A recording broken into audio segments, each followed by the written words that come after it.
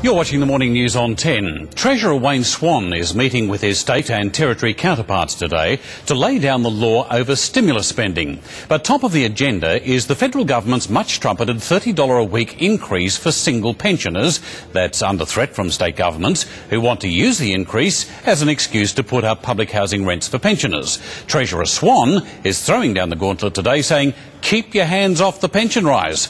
Joining us in Canberra to discuss this and other political issues are Housing Minister Tanya Plibersek and Shadow Assistant Treasurer Tony Smith. Ladies and gentlemen, thank you for joining us here this morning. Good morning, Ron. Morning, Tanya. Great pleasure. All right, let's start with this this stimulus package. Back when the Rudd government came to power, the states were gleeful, trumpeting a new relationship between the various levels of Labor government. Now we have this huge conflict between federal and state. Clearly, the relationship is not hunky-dory, Minister. Oh, well, I think there's a lot of cooperation and a lot of goodwill, but this is an issue where the Treasurer is very determined that the $30 a week increase that we gave to single pensioners and the increase that we gave to all pensioners stays in the pocket of those pensioners. We introduced the increase because we know that pensioners were doing it really tough, and we want to make sure that they benefit completely from this increase. Mr Smith, it just appears to be Peter robbing from Paul. Well, look, the state governments are trying to pinch some money on the way through. You were dead right in your introduction.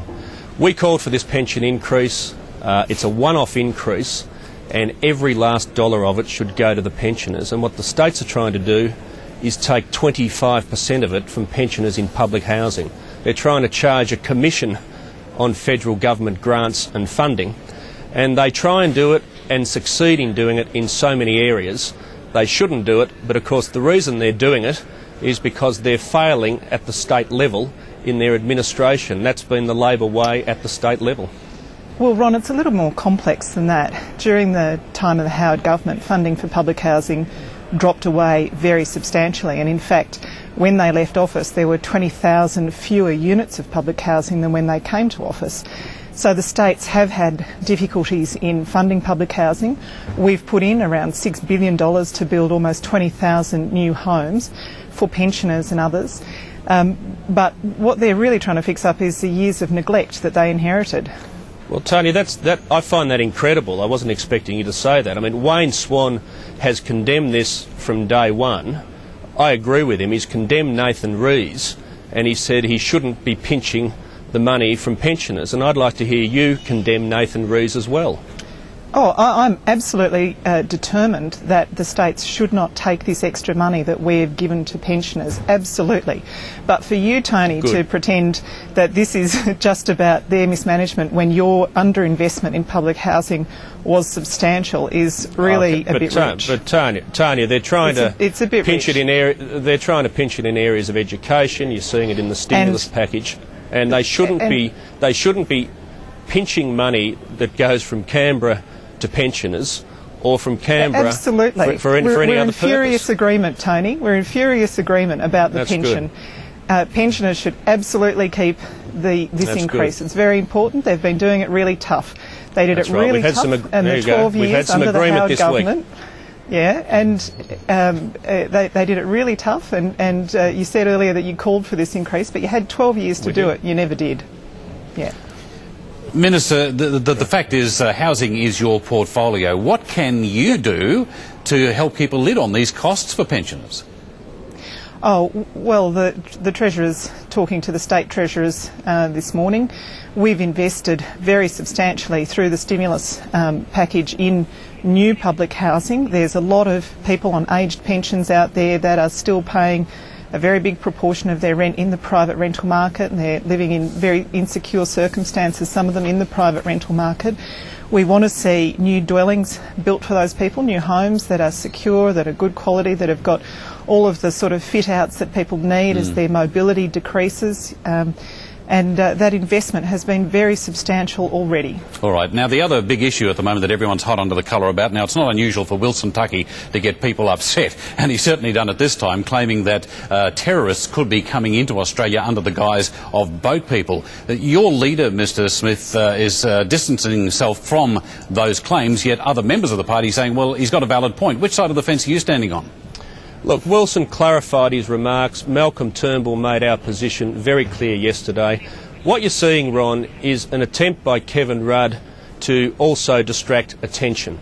The more Kevin Rudd bellows and shrieks and engages in the sort of language that he did in the Parliament yesterday, the more he confirms what the Australian public know, and that is that his border protection policy is in chaos, it's failing. Julia Gillard in 2003 said when a boat arrived, another boat, another policy failure. That was when we were in government. Since last August, I think there's been more than 40 boats arrive. That's more than 40 policy failures. Kevin Rudd knows his border protection policy isn't working, and the more he bellows and engages in hyperbolic language, the more he confirms it. Ron, about 15,000 people arrived on boats during the time of the Howard government.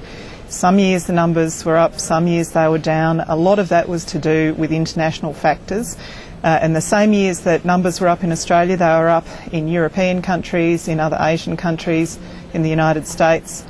And I think, just getting back to Wilson Tuckey's comments, it was a very slow thing. Malcolm Turnbull repudiating these comments was very slow. I think he was forced into doing it because he's got, obviously in his own electorate, he's got a lot of people who've come to Australia, particularly after the Second World War, seeking refuge here.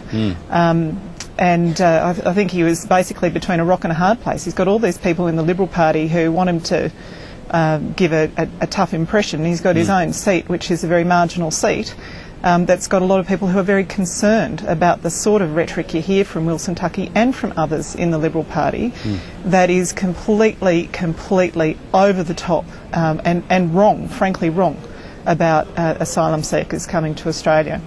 Another thing, another tack at the moment. Before the last election, it was a tactic of Labor to grab high-profile people and install them in, well, sometimes very difficult seats as a way of getting plenty of exposure in the population.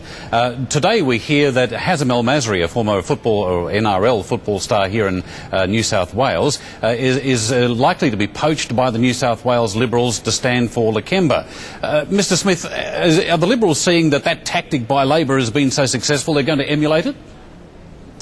Oh, well, look, Ron, I'm from Victoria, so I don't know much about rugby, and I've only just seen the story in the paper. But I've heard here in Canberra, and I know enough to know that he's a very well-respected person and someone who would make a great contribution. I only wished he played AFL football. But Minister, is that seen as a very successful tactic by Labor? Look, we have had some very good candidates that have come to run for us in seats, and the obvious example at the last election was Maxine McHugh, who took on the Prime Minister, the former Prime Minister, and won.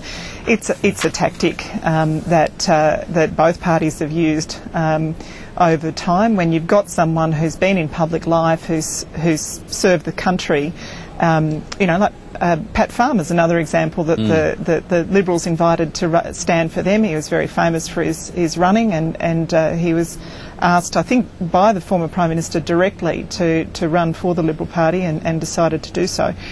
You need to have someone who's a good character and intelligent and will make a contribution. And everything I've seen of Hazem El Masri is that he's a terrific man. He and his wife are a great inspiration to a great many people, and I really wish him well. I really do. All right, thank you very much both for speaking with us this morning, Tanya Plibersek and Tony Smith. Thank you indeed. Thanks, Tanya. Thanks, Ron. Ahead in sport, Matt Gitto